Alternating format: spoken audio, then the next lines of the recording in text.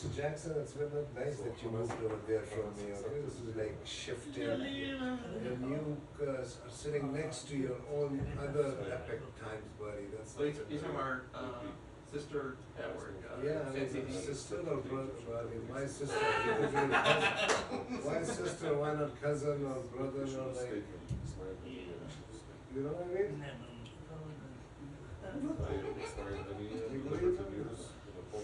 You should do stand-up comedy. I think maybe that is something the last one of the best jobs left.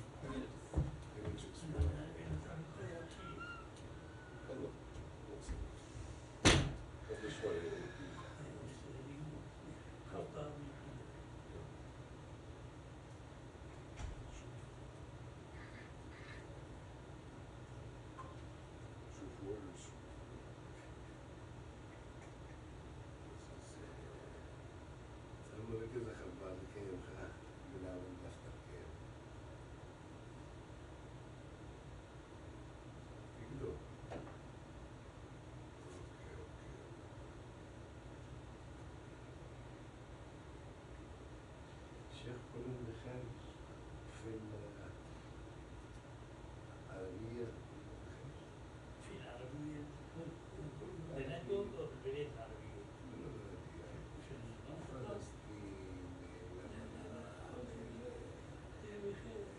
الست بحرية مو يسكت Saudi Arabia last 2 days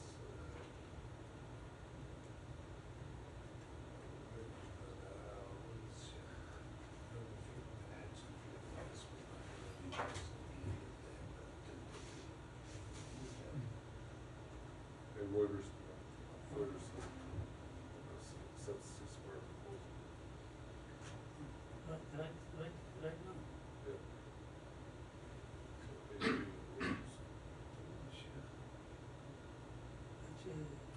It's being used.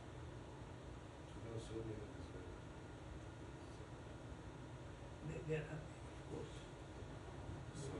They want but I thought it's everybody.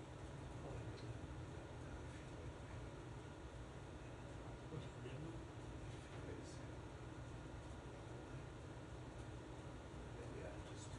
Who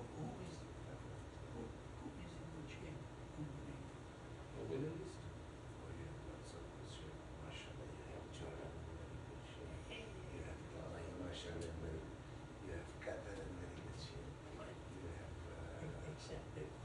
The Gulf states, well, the Gulf states, see, that's a different animal.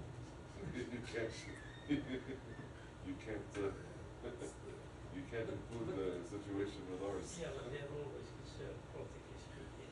They're But, all you know, scared, I guess. yeah. But Jordan, Lebanon, Palestine, Syria, Egypt. Yeah.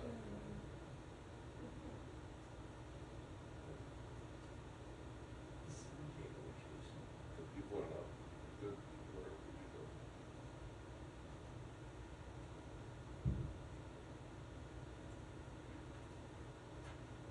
I mean, the economic situation of Lebanon is not people are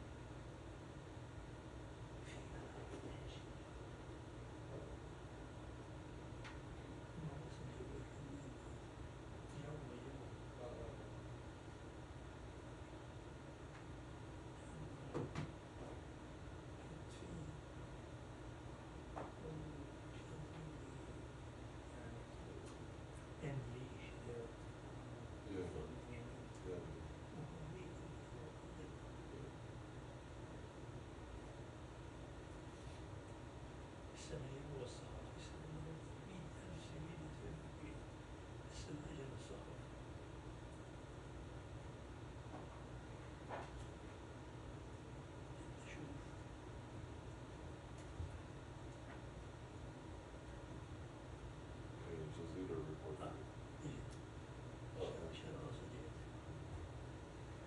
Some of them now study doesn't accept that they That's Israel.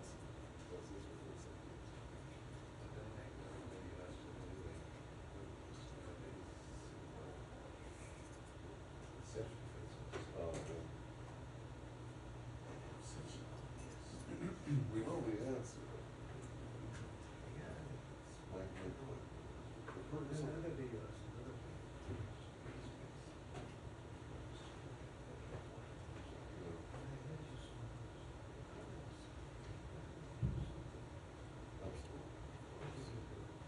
See, my point of the question was the Palestinian Authority doesn't defend anything.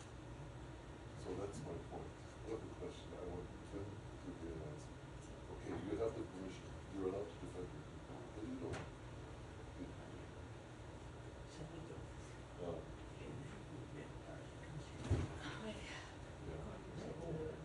He's going to be late now.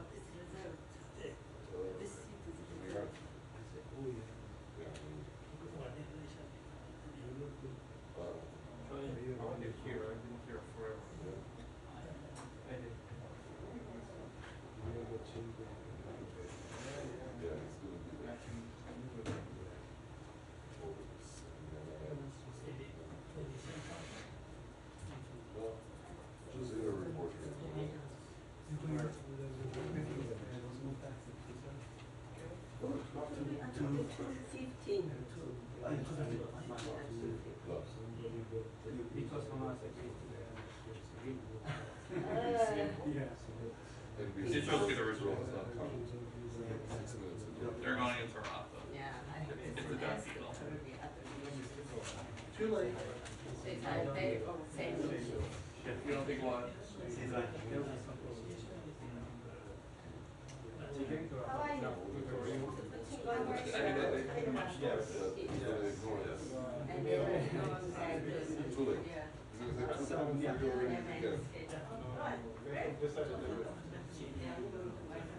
How are you? Good. Not so bad. Yeah. So much? Nothing. No. They just issued the verdict of execution and there were, a lot of protests and nothing else.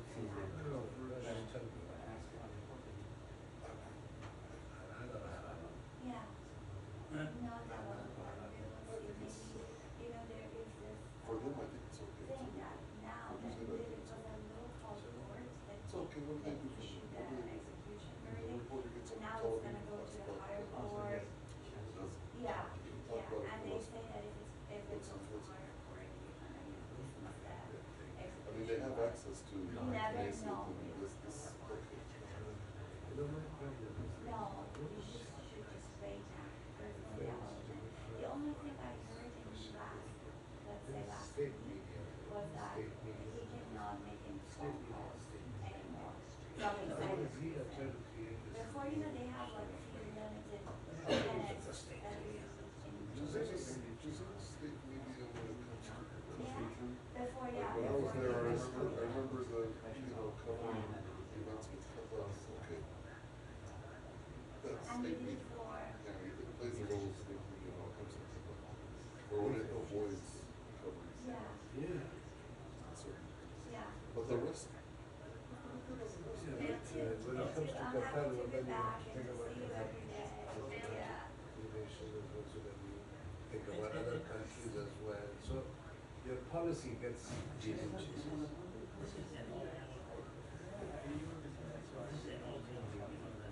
Yeah. No, but this is the first What time I you think shut is- down, though, I feel. What I think when you take in the fact that Netanyahu has ordered 100,000 Palestinians to leave Rafah.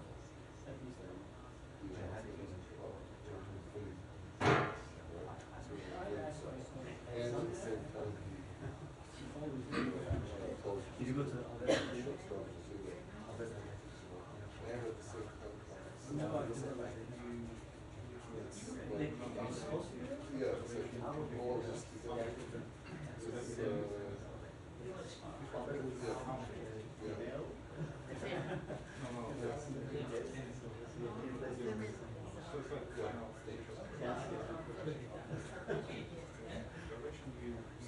I'm still waiting for half.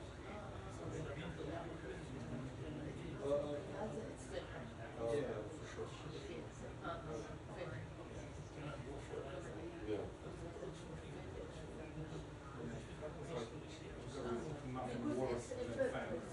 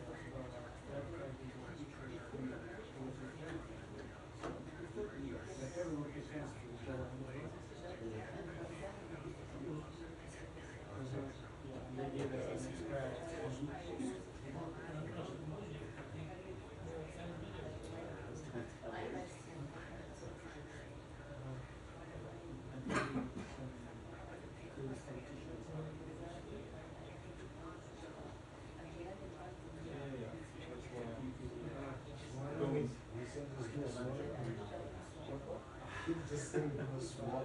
Yeah. They just announced that we wanted to prepare for some text.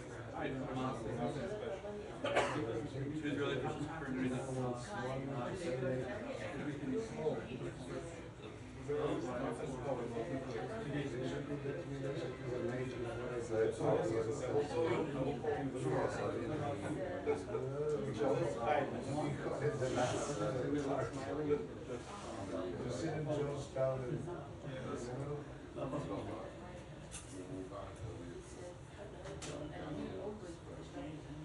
Yeah, that's what I want to ask you.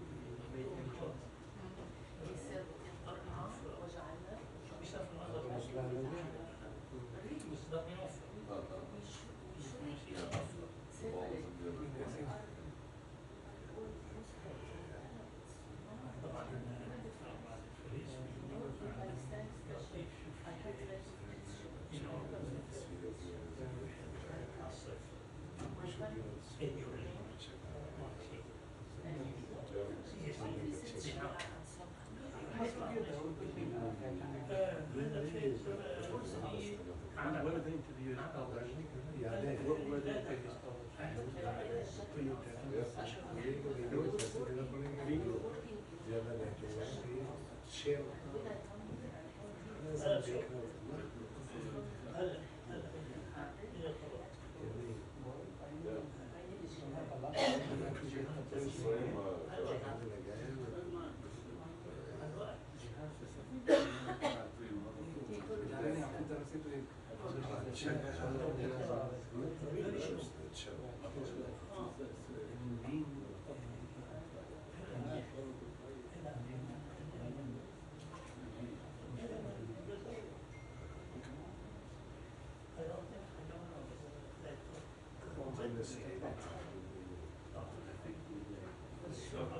According to PBS, citing two Israeli officials, Hamas does not accept the deal that was on the table. Does not accept it, according to PBS, citing two Israeli officials. So it looks like there's a divide between the political and military wing of Hamas. Yes, because he is the head of the political bureau of Hamas.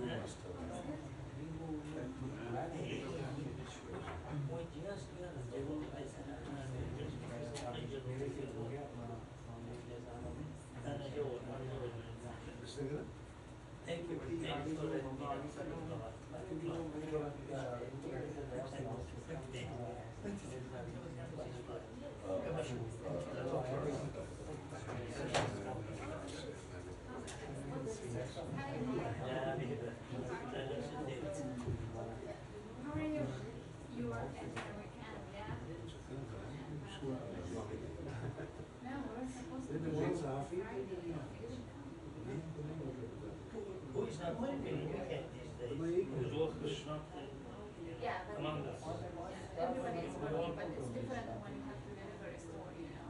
He had to deliver a story at Friday, 11 p.m. Yes. I know. Yes, yes. No, nobody. Me and Albert, nobody. Yeah,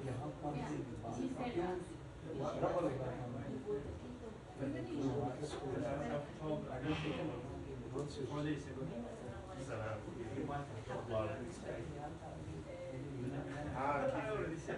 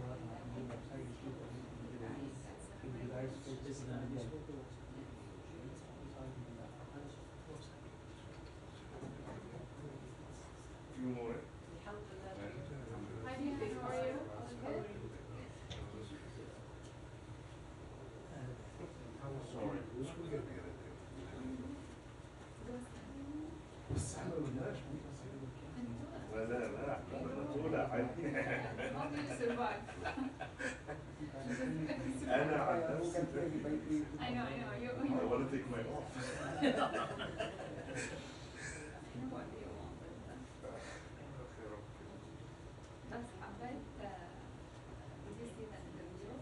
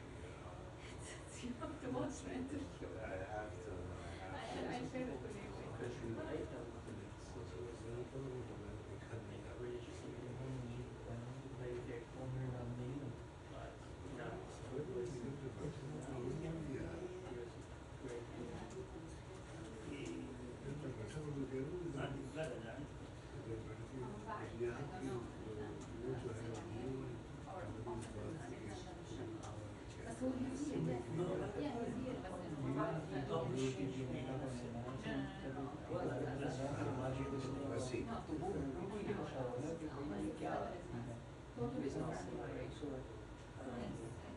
Questo scelto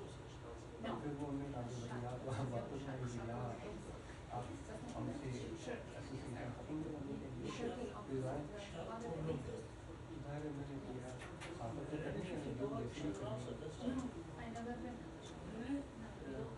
I don't know that. Check your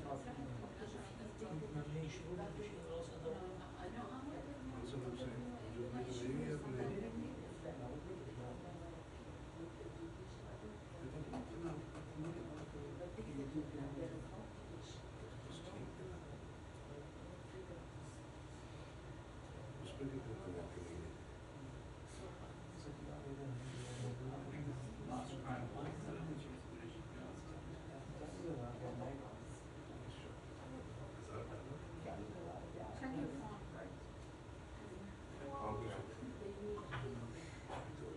بعتي على اللي اشوفه بعدين Yeah, that's the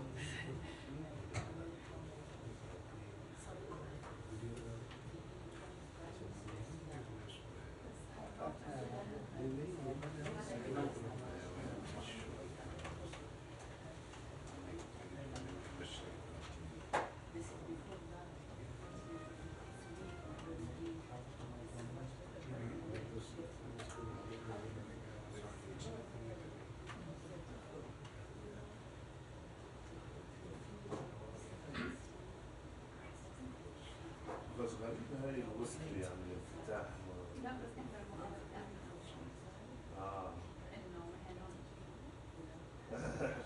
لا بس انه سكاي تستضيف No, this is the yes. This is the I know بس هم شرارة بينهم No, it's not. How much you watch that? let's talk yeah But again, this is the right thing to do. it is yeah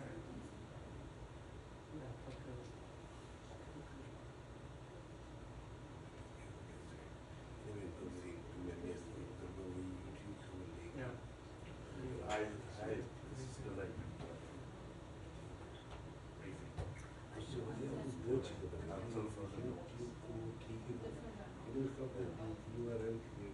Where'd you see that?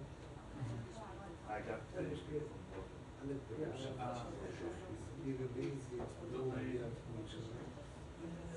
they want to get the statements right here about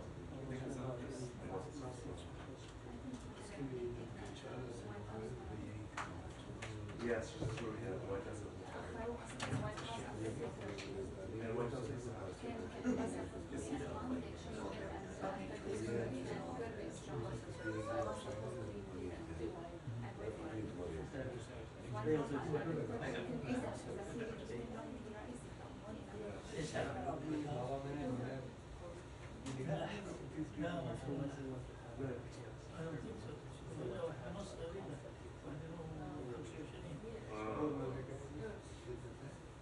تبقى تروح على White House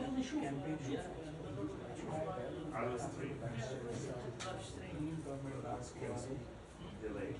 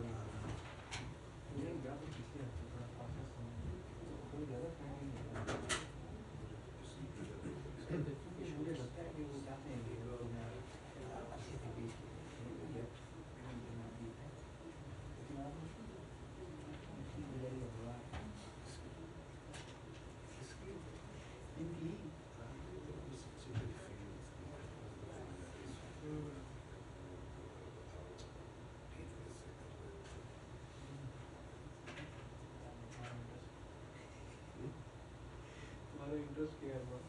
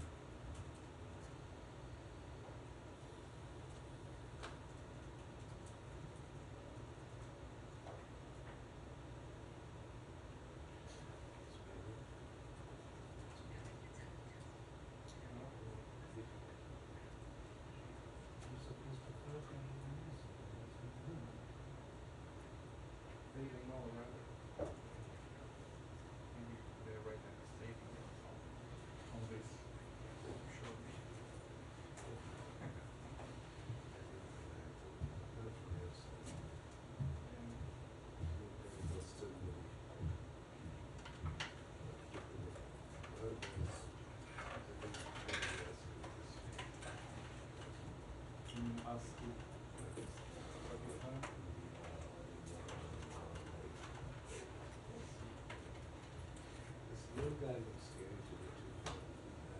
Kim Jong-un. Dead. ऐसे वैसे है ना?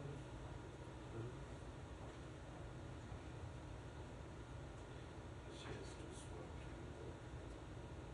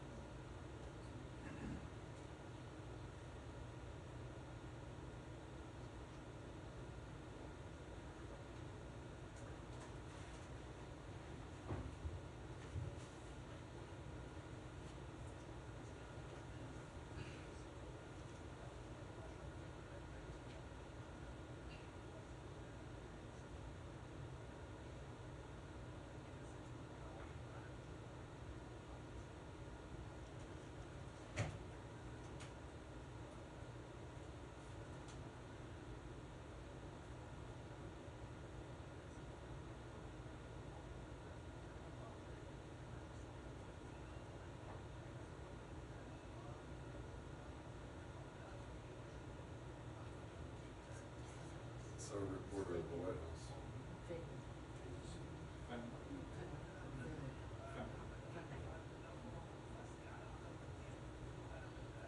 So it's too early to get a reaction yet. There's no reaction. You just did it for the It's really hostage findings out in the streets.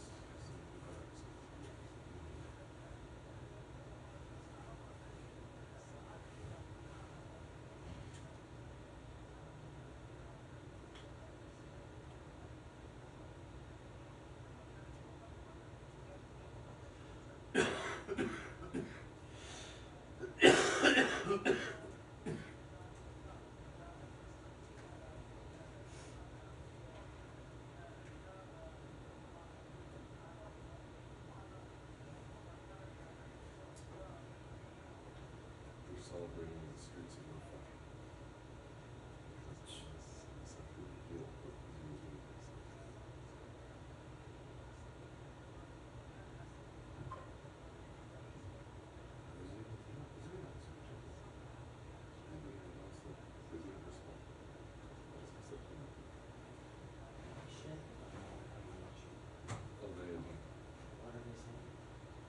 Well, our reporter's at the White House right now, just talking about reaction from here. There's no reaction yet. But just saying that, you know, Biden talked to Netanyahu this morning. Yeah.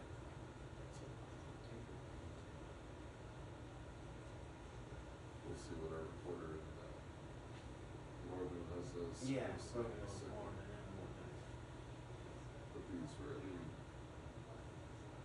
protesters are out right now, so pressuring to accept Jerusalem.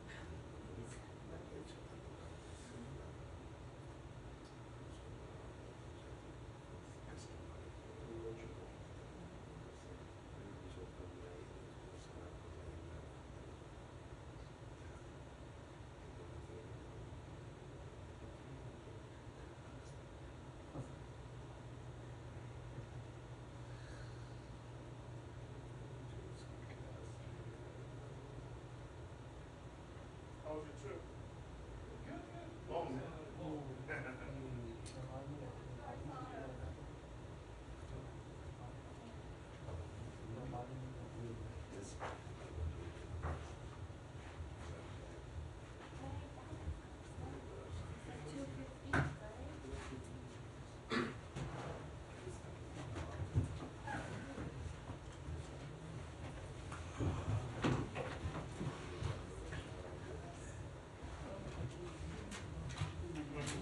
Yeah.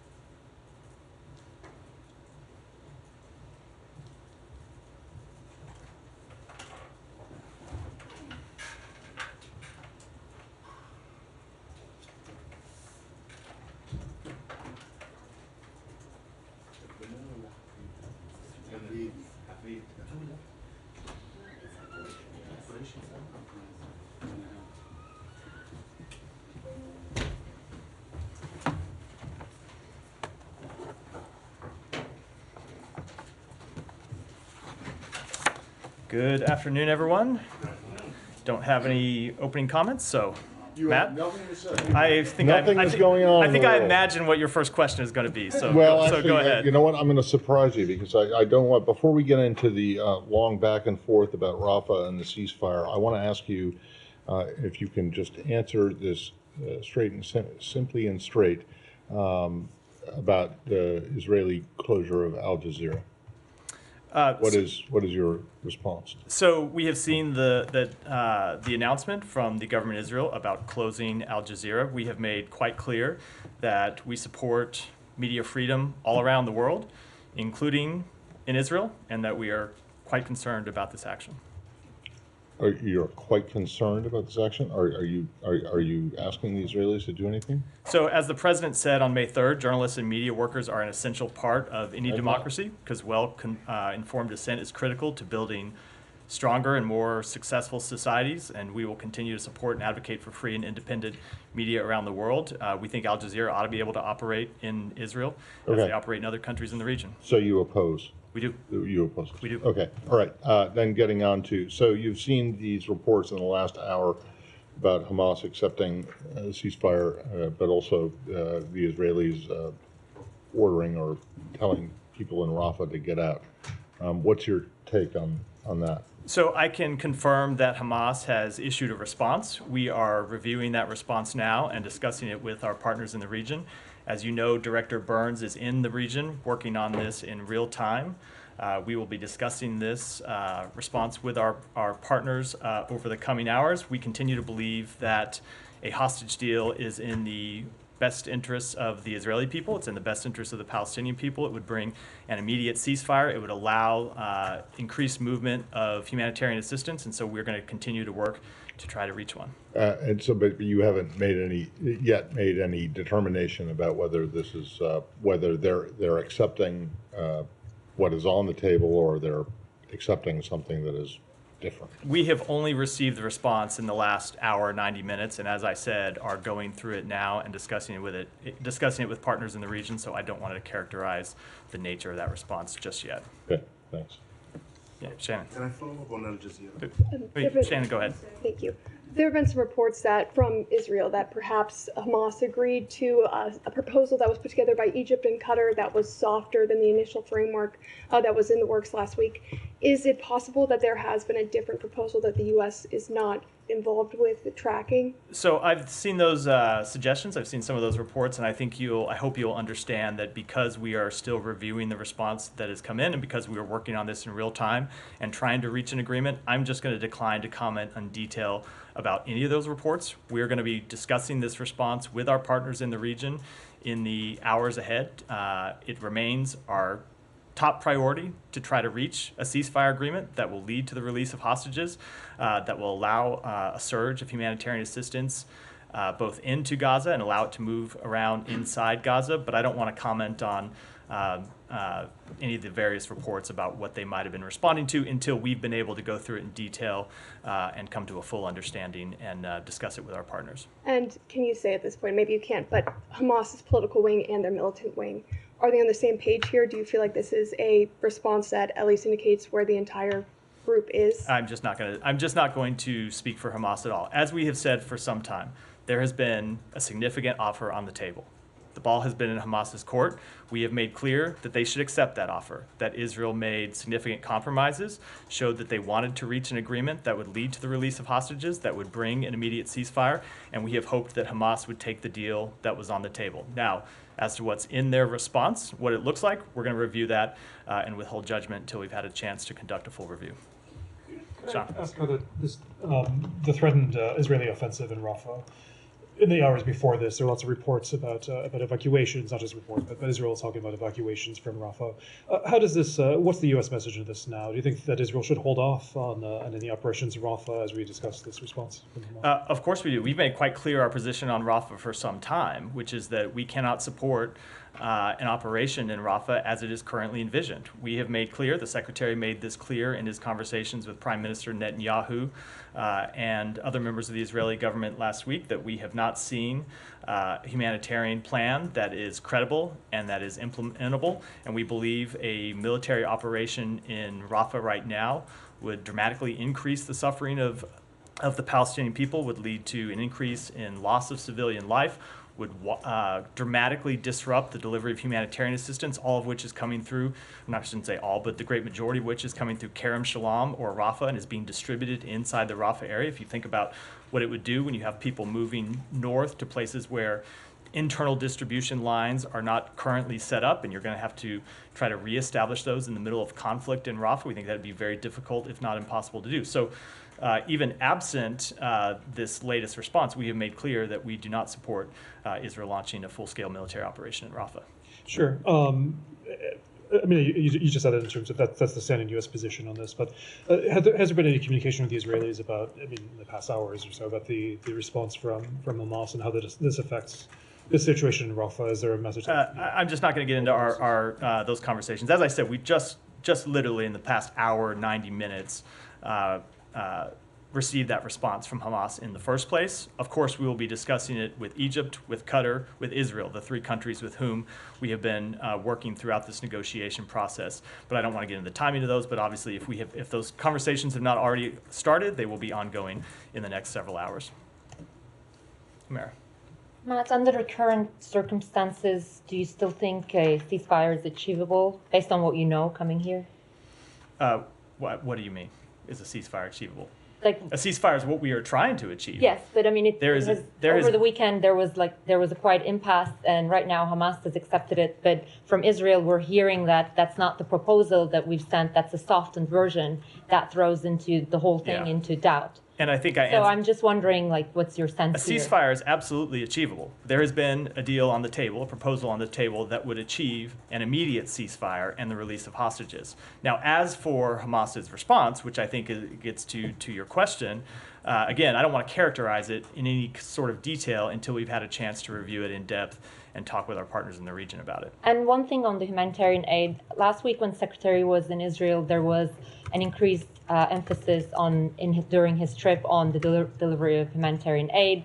We visited Kerem Shalom, which got shut down over the weekend after the Hamas attack. But can you give us like a sense of what a Rafah offensive, how that would impact all of Gaza? Because there are issues with distribution in the north.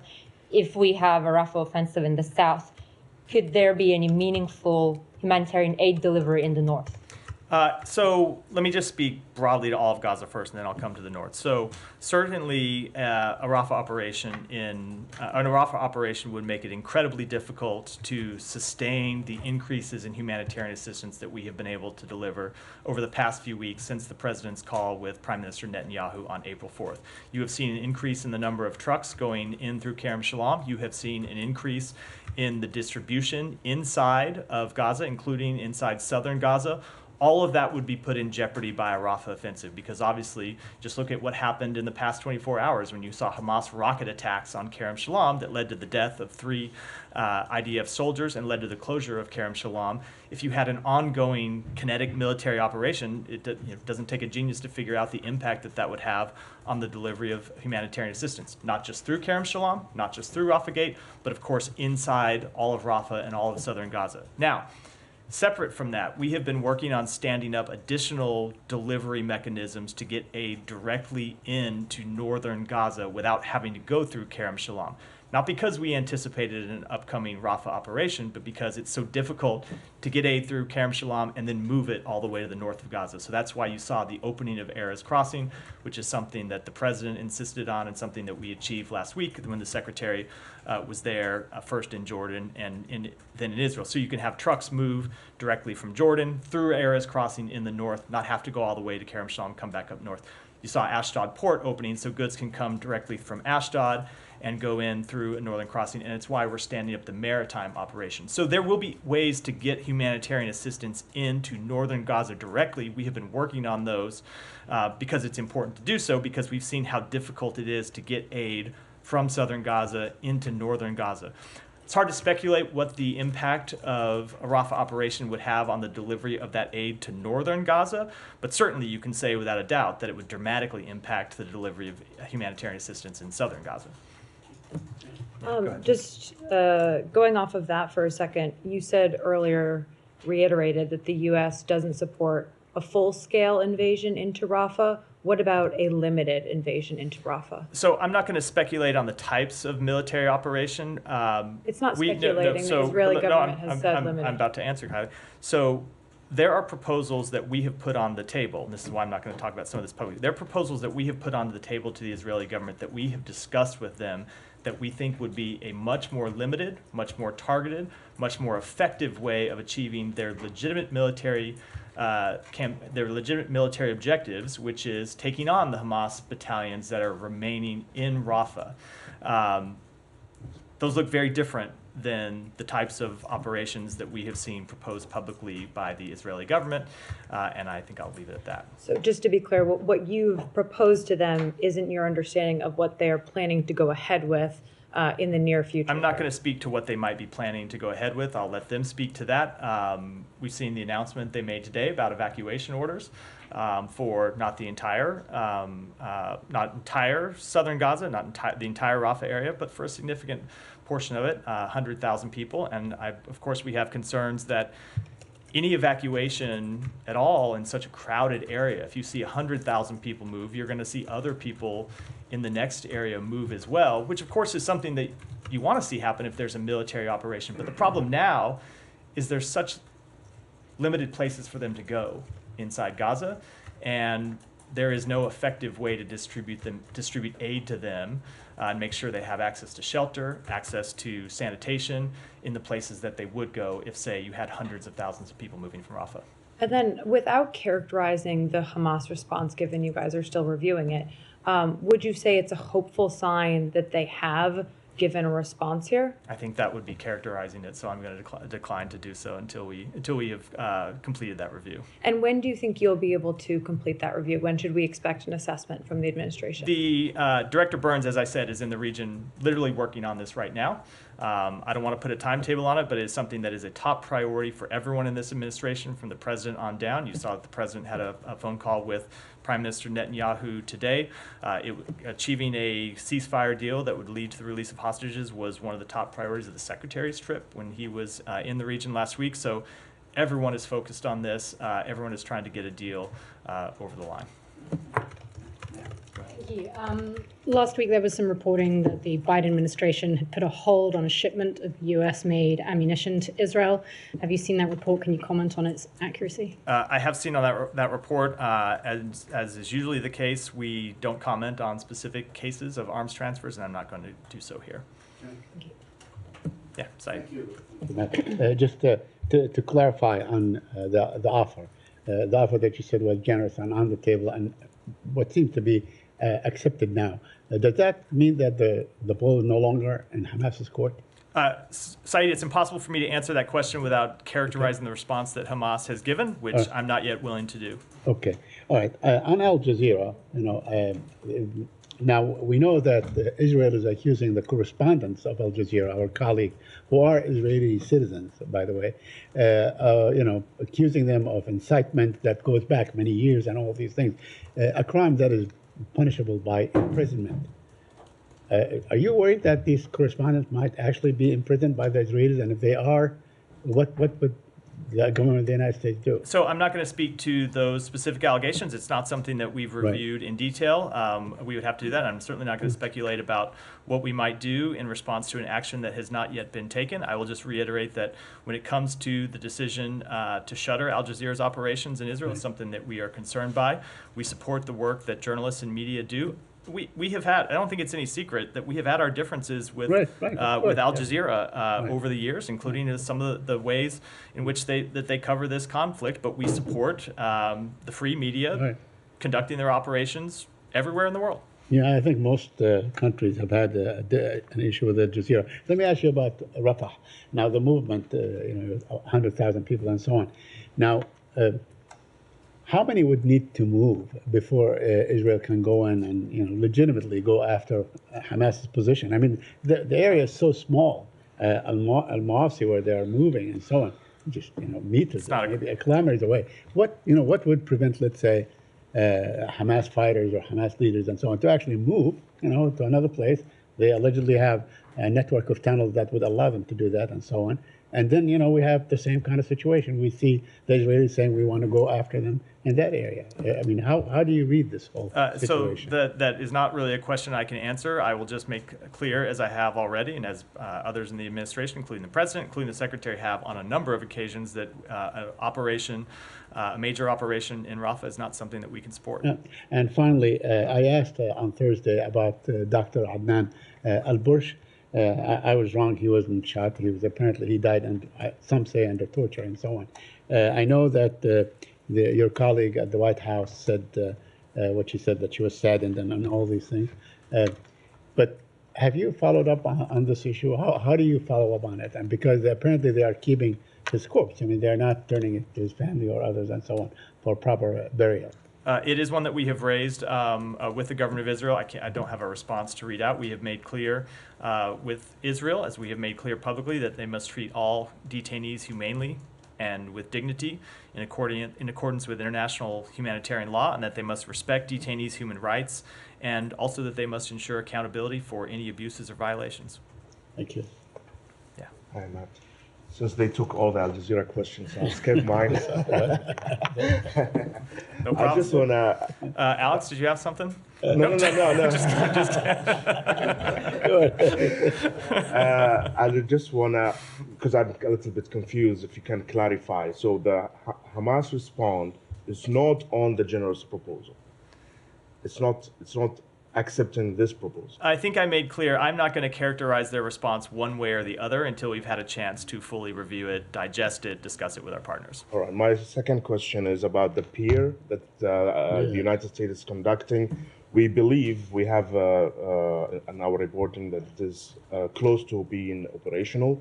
Can you just tell us how this peer will operate? I mean, who will have the upper hand in making this? So it is something that we have been trying to complete as soon as possible. And when I say we, I mean largely our colleagues at the Pentagon who are constructing the pier. We've been involved in liaising with humanitarian groups that will be involved in the distribution of humanitarian assistance once it comes in to Gaza.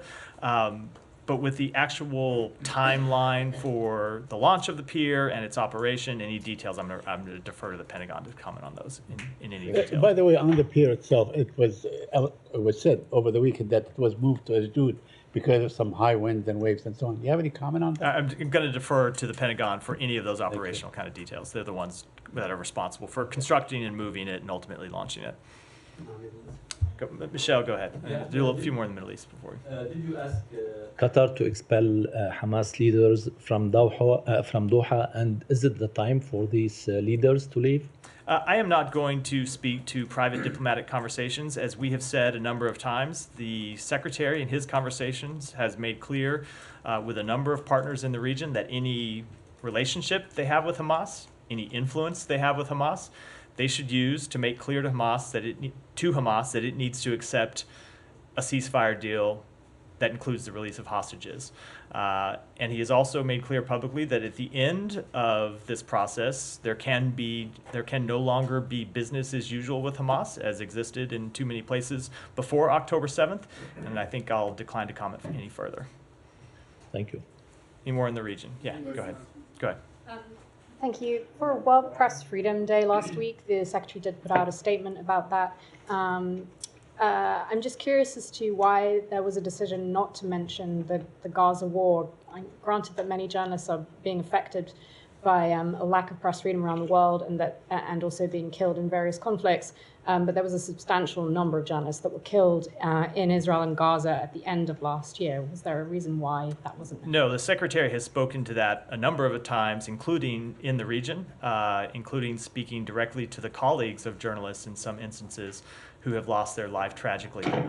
We mourn the death of every journalist. You've heard the Secretary speak to the fact that it is because of journalists in Gaza that we see what's happening, that the world knows what's happening. And so we support their work. We want to see it continued. And we mourn the loss of every journalist, and have spoken to that many times since the outbreak of this conflict. Thank you. Well, just one Yeah. more on it, just on Kerem Shalom. Yeah. Is it your understanding that the Israelis have agreed to reopen it after the attack that happened on Sunday? So yes, that was it. If you looked at the readout from the president's call, it noted that the prime minister had agreed to open it in that conversation. Okay, because, the secretary was just there on Wednesday and you believe that Kerem Shalom is critical, It is. with or without a Rafah It is. operation. Kerem Shalom is absolutely critical to the delivery of humanitarian assistance in Gaza, especially in southern Gaza. Now that we've stood up operations in the north. So is it open now? Do you know? I do not know if it's been reopened. I'll say it was an incredibly cynical act for Hamas to attack Kerem Shalom yesterday, knowing that Kerem Shalom is the linchpin to the delivery of humanitarian assistance in Gaza. It goes to this point we've made on a number of occasions that Hamas claims that they represent the interests of the Palestinian people, but when you see some of their actions, and we talk about them hiding behind humans, using them as human shields all the time, when you see them attacking the gate that serves as the delivery point, as we saw, you were there last week, as we saw with our own eyes, the delivery point for humanitarian assistance into Gaza, it really does undermine any claim that they have to acting on the people of Gaza's behalf. Thanks. Can I switch regions? I'll come back to you. Go ahead. Thanks, Matthew. What action would the U.S. take if Israel were to invade Rafah? We have made clear that we cannot support an operation, and I don't want to speculate on what actions we might take if one should proceed. Okay, and what's the department's reaction to Turkey suspending trade ties with Israel? I don't have any comment on that. They are both allies of ours, and we would encourage them to work through their differences, but I don't have any specific comment. And finally, what is the department doing to hold the CCP accountable for continued Chinese assistance to Russia's defense sector?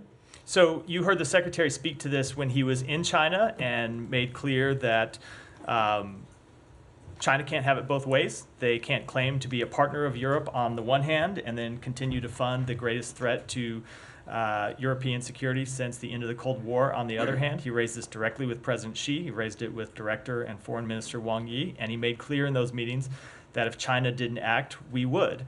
And a couple of updates to that. You saw us roll out additional sanctions on Chinese entities who have supported Russia's defense industrial base last week. And then I want to note that we made clear that it is not just the United States that is concerned about China's activities, but it is also our partners and allies in Europe. And President Xi is in Europe today, meeting with President Macron, meeting with the President of the EU. And if you noted the comments from the government of France, they very much intended to press this same case with President Xi and make clear what a threat they see it the way we see it, which is that it is a threat not just to Ukraine, but it is a threat to European security. And we think it's important that our allies and partners stand strong in sending that message as well. Just one more. Yeah. What is the department's message today, given it's Yom HaShoah, Israel's Holocaust Remembrance Day, especially with Israel having suffered several months ago the largest single-day massacre of Jews since the Holocaust? And I know the secretary. The secretary put out a statement on that yesterday where he reiterated what has been our continuing message, which is never again. And I think you'll see this president speak to this further. Matt, can I piggyback off? He would go ahead. Thank you. For a more limited operation in Rafah, and you're working on a ceasefire with your partners. What comes first? I mean, you share the objective you said with the Israeli that they have to defeat Hamas in Rafah, but since you are working on a ceasefire, it's a little bit confusing. What you support? What's the priority here? Our immediate objective is to achieve a ceasefire that alleviates the suffering of Palestinian people, that secures the release of hostages. And then we want to build that ceasefire, as we have made clear, into something more sustained and something longer lasting. I'm a little bit of a bind here because I can't really speak to the options that we have proposed to Israel. You can see why we would want to keep those confidential, but we have proposed options that we believe are more effective and would be more effective in dealing with the threat that Hamas poses, and those are options that they could pursue, and I think I'll leave it. Unfortunately, I have to leave it at that. One more question.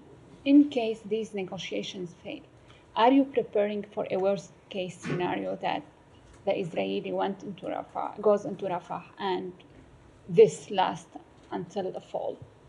Of course, we are prepared for every scenario, but I don't think I wanted to read out what actions we might take. Yeah. Well, Region? that's a fair point, Matt. Every scenario that you can reasonably You know, what predict, happens we if, like, prepare aliens for. come down? That's why I said every scenario you can Are you reasonably prepared for predict. that one If too? that happens, I'll run to the hills right behind you, probably. Nike, go ahead. Are we ready to move on to different region? Sean, go ahead. I know you. Sorry, Nike, I tried. It's The record reflect I called on you, and Sean, the Yes, head of the State Department Correspondent Association, stepped on your question. Exactly. Well, gladly defer to Nike. Gladly defer to Nike after this session. I presume you're probably not going to answer this, but just For a question I'm not even going to answer. Exactly. Too. Sorry, go ahead. But just a couple of moments, on a serious note, just a couple of moments ago, the Israeli army saying that the evacuation orders that it issued earlier, confirming that this is preparation for a ground invasion. I know they've been speaking about a ground invasion, a ground operation in general terms for some time.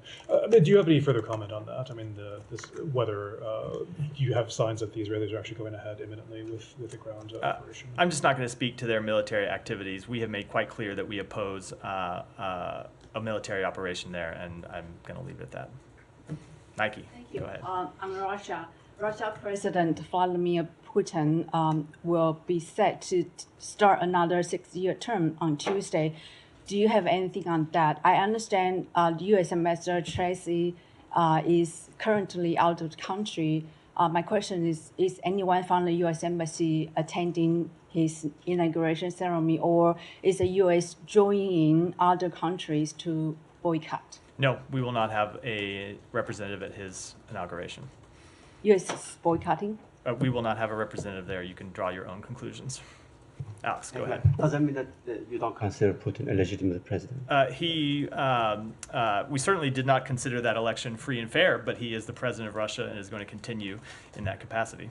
Let me get your immediate reaction to reports about Russia's planned nuclear drills. How much it will complicate the situation, and what kind of response will that invite from the United States? So Russia's rhetoric, their nuclear rhetoric, has been reckless and irresponsible throughout this conflict. That said, we have not seen any reason to adjust our own nuclear posture in response to these announcements, nor any indications that Russia is preparing to use a nuclear weapon in Ukraine. Thank you. I have two more on South Caucasus, if I may. On Georgia, we had a protest in front of this building on Saturday.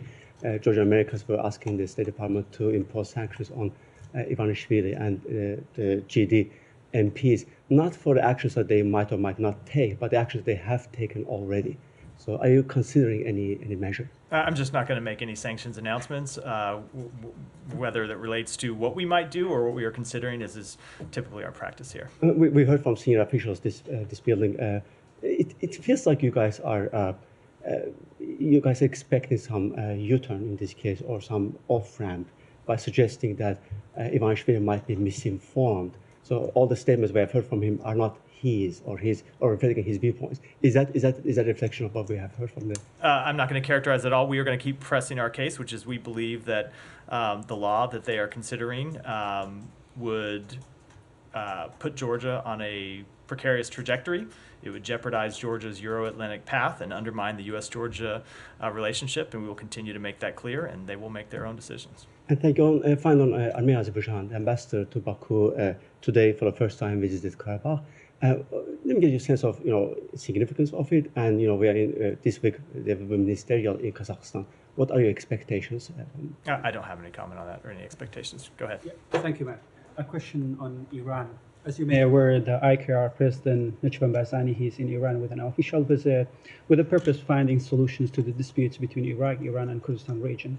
How does the U.S. view this visit and efforts? Do you have any comments on that? So we have consistently encouraged de-escalation in the region, but we don't have any comment about the specifics of that trip.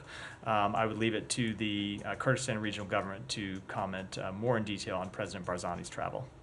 And one more question. Do you think that having these kinds of discussions with Iran could help and leave any impacts on the Iraqi stability? Because we witnessed they attacked the Iraqi Kurdistan, and there were a lot of tensions between these two capitals. So I don't want to speak to these specific conversations, but of course we have always encouraged any conversations that would lead to de-escalation and would lead to further stability in the region, including vis-a-vis Iran, which of course has been one of the greatest contributors to instability in Iraq and elsewhere in the Middle East. And last question, as we are speaking of Iran, minutes ago, the Iranian foreign minister put a post on X, and he said that we send Hamas response to the plan proposed by Egypt and Qatar.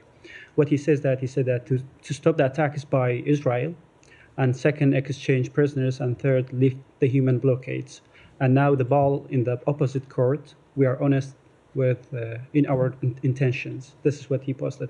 So how do you see the Iranian role in bringing the Gaza conflict into the end? And bringing a Gaza conflict to an end, I've seen no Iranian role in bringing a Gaza conflict to an end. You've seen Iran be one of the greatest instigators of this conflict in the first place, from financing Hamas and supporting Hamas to financing and supporting Hezbollah and other groups that have contributed dramatically to instability, not just when it comes to attacks on Israel, but when you look at their proxy, the Houthis, and attacking international shipping and greatly destabilizing the region. So no, I don't see Iran playing any kind of productive role. And they are not honest. That would be completely out of character for them. They are not honest with their intentions. What he said on his post. They're not what? Honest with their intentions. Iran's honest with their intentions?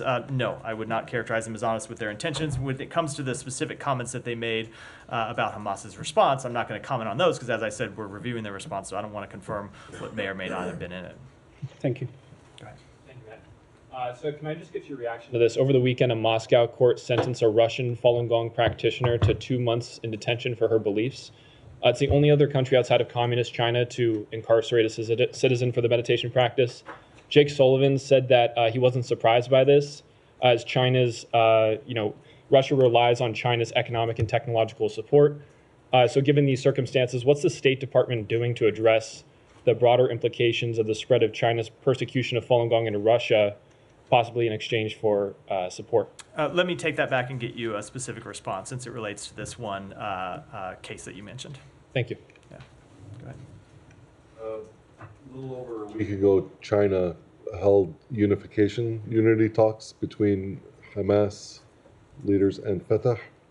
Sir, and they, I think it resulted in them just saying that they're agreeing to keep talking. Yeah. What's your reaction to China being involved in unity talks between these? So I don't have any reaction to them playing a role in these talks. We saw previous talks take place between Hamas and Fatah in Moscow. They've held talks in other locations. Leaving that aside, we have long said that if China wanted to play a productive role in bringing this conflict to an end, that is something that we would welcome. If they wanted to play a productive role in helping prevent escalation in the region, that is something we would also welcome. The Secretary has spoken to his counterpart, Director Wang Yi, 6 times since October 7th to press this case, to press China, to use all of its influence in the region. And we will continue to press them to do that. We think there certainly are countries that they have a relationship with whom they have a relationship in the region, including countries, most notably Iran, with whom we don't really have a relationship. So if China can bring its influence to bear, that would be a productive step for it. It would be a productive step that it could take that would benefit the region and benefit the entire world. One more on Saudi Arabia. Yeah. The other day you had said that in order for normalization to take place between Saudi Arabia and Israel, that Saudi Arabia is looking for calm in Gaza. Correct. As well as a path to peace. That path to peace, is that the Oslo Accords? Is that something different than Oslo? Is that expanding on Oslo? Or? So I don't want to get into the details because it's something that we still continue to talk with Saudi Arabia about, but it is a path to the establishment of an independent Palestinian state with security guarantees for Israel, and the details of what that would look like is something that we're continuing to discuss with them. So would that make Oslo irrelevant? I don't want to, it is a negotiation and a discussion that is ongoing right now. I don't want to characterize it in any way with respect to how it would interact with past agreements. Thank you. Yeah, go ahead. Thank you. Yeah. A ceasefire deal doesn't end the war in Gaza. It means returning to fighting again and more Palestinian civilian victims, as it's happened daily.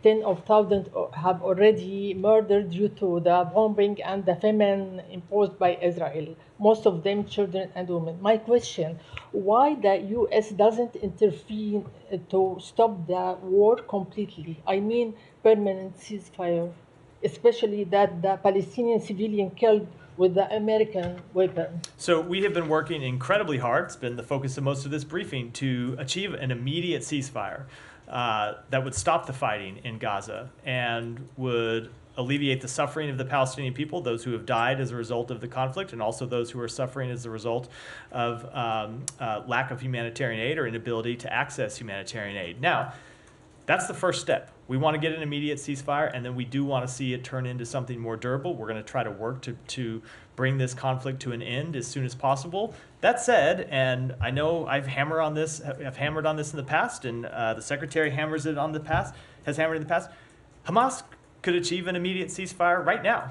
Hamas, the entity that started this conflict by murdering civilians, innocent civilians, could lay down their arms, could surrender, and stop putting the Palestinian people in harm's way. So when people ask questions about Israel that are legitimate questions, and when they ask questions about us that are legitimate questions, I hope people will also realize that Hamas played the instigator role in beginning this conflict and could end it today if they wanted to. But it's not permanent, it's temporary. We are trying, as I just spoke to that in my answer. Yes, excuse me, another question. That IDF already requested the people in Rafah to evacuate. I wonder if the evacuation for Palestinians in Rafah across the Egyptian borders being considered? So Egypt has made quite clear that they do not want to see the displacement of the Palestinian people. It's not just Egypt. We have heard that from virtually every country in the region, that they do not want to see Palestinians displaced because of the very unfortunate history in that regard. And we have made clear to the Israeli government that the Palestinian people shouldn't be replaced or displaced. Now, one of the major risks of a full-scale Rafah operation is that it would destabilize that border between Gaza and Egypt and would lead to that sort of displacement, which would destabilize the Sinai Peninsula, of course. It's another reason why we believe such an operation is a bad idea in the first place. Okay. Yeah, go ahead. Thank you very much. U.S. House Democratic leader Hakeem Jeffries said on Sunday that the United States will have to send troops to Ukraine if Ukraine is defeated in conflict with Russia. Any chances that is a real option? I'm just not going to comment on statements made by members of Congress. The president has made clear that he will not send U.S. troops to fight in Ukraine. Okay. And one more question. Can you explain why is it okay for the United States to have a law on foreign agents, and it's not okay for Georgia or Russia to have one? So the difference is in the nature of those laws. When you see the United States Foreign Agents Registration Act, it is to people who are acting on behalf of a foreign government, not people who are doing legitimate non-government organization work, who are doing humanitarian work, who are doing civil society work. It's a very different type of thing. I've seen those false equivalencies drawn in the past, and when you look at the text of the proposal in Georgia and the text of the proposal that has been passed due to Kremlin influence in other countries, they are very different than the type of law that we have on the books here in the United States. Go ahead. Thank you very much. Question is regarding the United States priorities on the normalization talks regarding Saudi Arabia and Israel. As National Security Advisor Jack Sullivan mentioned, insisted in an interview that the administration will enter in any defense pact with Saudi Arabia if only it normalized ties with Israel. So question is it diplomacy of United States for integration of Israel in Middle East, or it's another defense pact by the United States to counter Iranian-backed movements in future from the Middle East? I'm not sure I completely understand the question, but I will say I don't want to get too much into the details of our negotiations with Saudi Arabia and the ongoing discussions, but that we continue to work to finalize both the bilateral pieces of such an agreement as well as what the pathway to an independent Palestinian state would look like. Secondly, Canadian authorities arrested 3 individuals linked with the killing of Sikh leader Hardeep Singh Nijjar. United States have many findings on the connections of Indian foreign operations at U.S. soil, as Wall Street Journal reported last week regarding the connection of Indian government with some targets here in the United States. So with this recent development, what United States have more to take up with the Indian administration? So I would refer you to the Canadian authorities to speak to the details of the investigation there with respect to the indictment that was returned in the United States. I'll let the Department of Justice speak on behalf of that in detail. And then the only thing further I'd say when it comes to the State Department, we made clear when these allegations were first made public that it's something we think India should take very seriously and investigate. They opened a committee of inquiry to look into the matter, and that work is ongoing, and we'll wait to see the results. But we made very clear that it's something that we take seriously, and we think it's something they should take seriously as well. Hudson. Matt, apologies for not asking in the Israel section, but I had nosebleed seats today, so I didn't get it. But I'm just happy to see you here in the briefing. Great to be here. In response to the Axios report that the U.S. is withholding an ammunition shipment to Israel, the Biden administration has told several reporters around town that the U.S. has surged weapons into Israel since October 7th. I'm kind of curious about this response because for much of the conflict, the administration has downplayed reports about the near constant approval and shipment of arms to Israel. I'm just wondering if you could clarify what's the case. Has the U.S. been surging weapons to Israel since October 7th or not? So we have provided weapons to Israel since October 7th. We have always made clear that we are committed to Israel's defense. That's commitment to Israel's security remains ironclad, and that includes providing security assistance to Israel since October 7th to ensure that the attacks of October 7th can never be repeated. Thanks. Kylie, and I'll come to Humera. Can you just provide us an update on the NSM 20 report and if it'll go to Congress on time when it's due on Wednesday? The only update I have is that we continue to work on it, and we'll have more to say about it later in the week. You can't say that it's on track to be delivered on time? It's on track. We're working on it. I just don't have any updates. It is our intention to provide it on time, and we'll have more updates as we get closer to the deadline. Two quick questions on it. I know you don't want to get into it, but I still have two questions.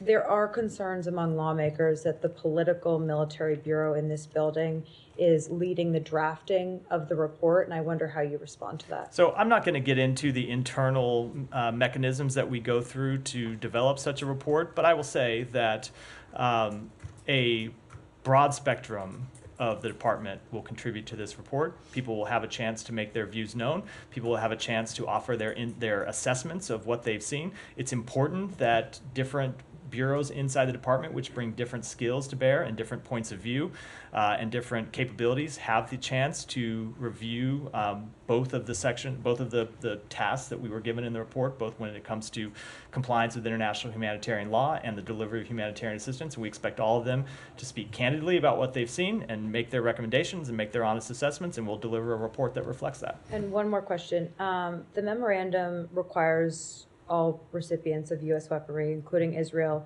to make assurances that they're using those weapons, quote, in a manner consistent with all applicable international and domestic law and policy, including international humanitarian law and international human rights law. Will U.S. officials at the department be probing those assurances that they get from Israeli officials if there's reason to believe that they aren't credible assurances? So we are taking very seriously the task that was given to us in this national security memorandum, and it pertains not just with respect to Israel, but with other countries as well that receive U.S. provided security assistance. So the initial step was to get assurances from those 7 countries that they were complying with international humanitarian law and that they were not impeding the delivery of humanitarian assistance. We received those assurances, I think, probably 43 days ago, somewhere around that. And now we are going through and looking at compliance with international humanitarian law and the delivery of humanitarian assistance. I don't want to get into it too much in detail because we are close to when a report will be delivered, and I should wait and let the report speak for itself. But I can tell you, it is something that we take incredibly seriously, and there's a lot of work going on at the department to make sure we fulfill that obligation and we fulfill it thoroughly. So you're not taking those assurances on face value? Let me just let the report speak for itself when it comes out, but it is something that we are absolutely taking seriously, and we are looking at a whole host of activities and actions when it comes to any one of the governments, the relevant governments in this case, and we'll be making our own assessments, not just based on what those governments have told us, but based on what we have seen in our review here at the State Department. Thank you. Humera, just one thing on that, actually, Matt. So when the report is produced, we have reported that there are some U.S. officials at the State Department who have raised serious concerns about Israel's possible non-compliance with international humanitarian law, and what they say is it's arbitrary restrictions on humanitarian aid. So when you produce that report, you're basically weighing in on whether the assurances are credible or not. Is there going to be a section where you address those countering, let's say, opinions from different bureaus, or is it just going to be we found that credible or not? This is going to be a very unsatisfying answer, but you were just going to have to wait I'm used to until sorry about that, until the report is complete. But I will say that one of the strengths of this department is that we have people with a rich diversity of experiences, a rich diversity of expertise, and a rich diversity of views, and the Secretary takes all of those seriously. He takes all of their point of view seriously, and the entire senior leadership of the department looks at the entire landscape when compiling, when going through an exercise and compiling a report like the one we are doing right here. But really, from a format point of view, it's just going to have like one assessment. And that I'm just not gonna speak to. Okay, and will there be a recommend? Because you said in your answer to Kylie, you said we collect recommendations.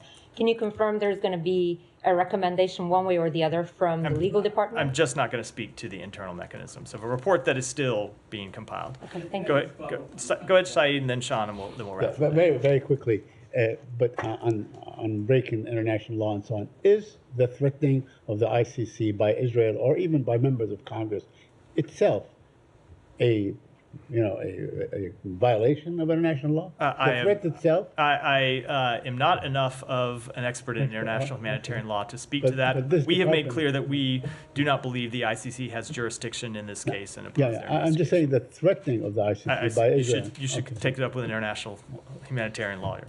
Go ahead, Sean. Sure. Two things, two different topics. Rwanda.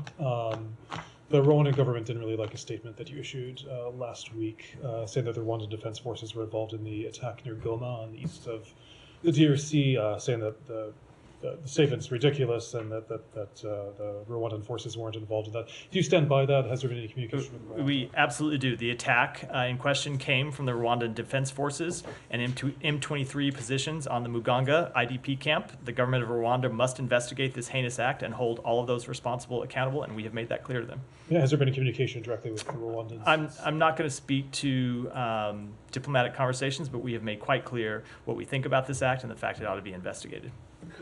Great. And then a completely different topic. Mexico. There 3 surfers were killed. One of them in America. Do you have any lines, any communications with the U.S.? Yeah, so we can confirm the death of a U.S. citizen, Carter Road, near Ensenada, Mexico, and are closely monitoring the situation. We offer our sincere condolences to the family on their loss. We are coordinating with local law enforcement on their investigation into the matter, and out of respect for the privacy of the family, we will decline to comment further at this time. And with that, wrap for today. Thanks, everyone. Thank you. Thank you.